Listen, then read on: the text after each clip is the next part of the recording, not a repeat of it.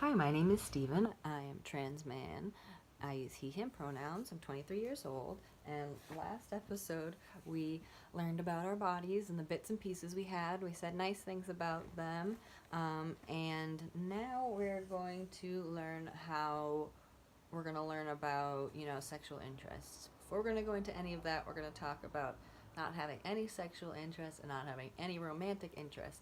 And those are asexual people and aromantic people. They're valid sexual and romantic orientations. There's Trixie's paw. She's getting a belly rub right now. They're valid romantic and sexual orientations, and I wanted to mention them. So, discovering sexual interests. There are some places that you can go to find different kinks that you have. Um, Kink, I found two funny definitions for kink online because I couldn't find any that were like, oh, stupid squirrels. Like a sexual thing. So, a whim or a clever, unusual way of doing something. So, I like to think of that as a kink is a clever and unusual way of having sex. Versus a fetish, which is a form of sexual desire in which gratification is linked to an object, item of clothing, body part, etc., etc. But ways to find them is research. You gotta go online. Gotta go to Tumblr is where I kind of like started all of this searching for myself. Um, for me, it started with finding like pictures and stuff online of stories and TV shows that I really, really liked and movies that I really liked, and kind of like having my sexual awakening through these characters, and then finding fan fiction for them, finding fan art for them, and that is a very valid way to have sexual awakening through fan fiction. I'm gonna do another episode on this another time where we go deeper into that, but Tumblr is also a great place for sex workers to promote their work. Um, a lot of blogs are specific to certain kinks and fetishes. Some are like, whatever people want to post, they post about. Um, support your local sex worker. If they post pictures and images and gifts that you like, and you can buy full videos from them and you're interested in it, please do so. They, rely on that income. So go right ahead and do that. The Crash Pad series is a. Oh, you kicked your sock off, you silly dog. Is a website similar to RedTube and Pornhub, which we're going to go into in a minute. But it's videos by queers for queers, and it's porn with different kinds of kinks, fetishes, all sorts of things like that. RedTube and Pornhub, I'm going to advise staying away from because it can be pretty toxic. If you can filter through those things, fine. But there's a lot of like toxic masculinity in like straight and gay videos. The lesbian videos all are shot for the male gaze. They can be degrading sometimes, which some people are into, but I can't, as an asexual person, get over that and support it. Well, no, not just as an asexual person. I can't get over the fact I don't know. And that can be unrealistic sex standards, unrealistic ways to, like, hold on, I have to get my thought in order. You may have to sift through a lot of garbage before you find something that's worth watching on those websites. Whereas you could go directly to like the Crash Pad series or Tumblr or Twitter or Instagram. Sometimes on Twitter and Instagram, their guidelines are a little different than Tumblr's. You can support the sex workers directly and know that they are you know, making an income from their work. Um, we're let's talk about safety real quick with sex. Um, Make sure if you need to use birth control, you're using a form of birth control. There's a few ways to do it. I'm not super familiar with all of them because I've only ever used condoms, but there's birth control pills, which my sisters actually needed to take when they first got their periods because their puberty was made their periods really, really awful. So they're on birth control mostly to just control their periods. You can get one in your arm here, and then there's another one that they insert into your vagina down there. But I don't know what they're called, and I don't know too much about them. Make sure you're using birth control if you need to. We're going to talk. Okay, I'm going to stop saying that. Penetration is not necessary for sex, no matter what media tells you. It's not, you know, it's not really sex if you didn't have penetration. That's a lie. You can have sex however you want and enjoy it however you want.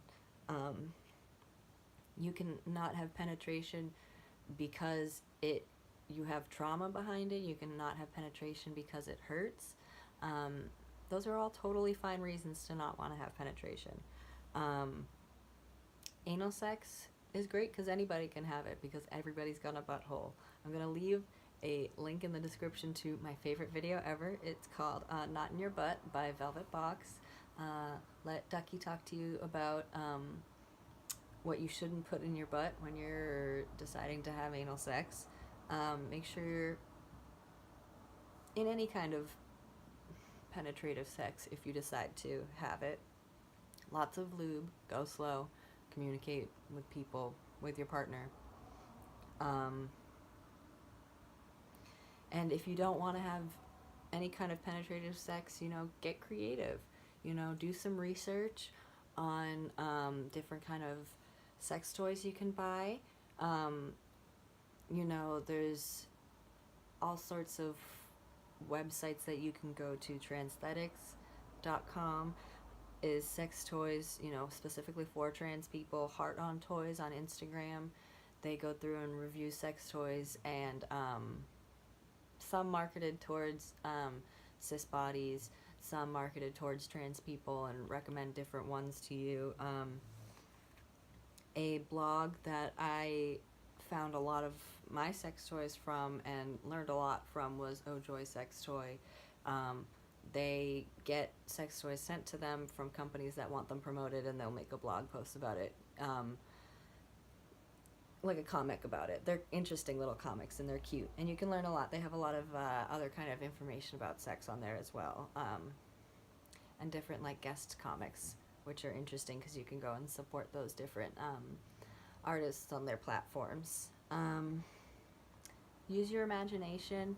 We talked in the last episode and the first episode about your anatomy, how when you were first being formed, everybody had the same thing, and then depending on your chromosomes, it formed either a penis or a vagina. So, you can pretend it's whatever you want. You can pretend that your clitoris is a dick and imagine that and like play that role, and you can do the opposite. It's just really cool. Be creative. I'm going to mention really quick bottom surgery. Not necessary for to be a trans person to have bottom surgery. You don't even have to want it. I don't want it because I'm afraid of surgeries.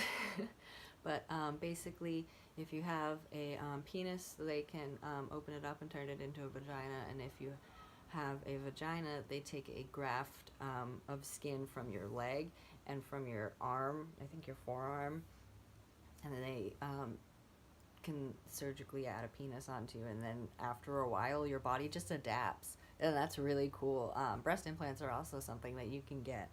Um, Not necessarily a sexual surgery. Like, I wouldn't consider breasts a sexual organ, but you know, if while we're talking about surgeries, I might as well mention them.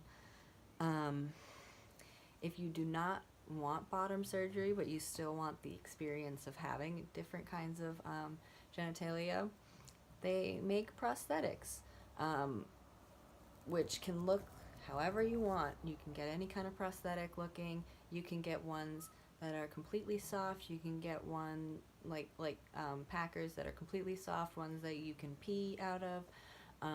You can get ones that are soft and hard, which kind of like waves the line between prosthetic and sex toy.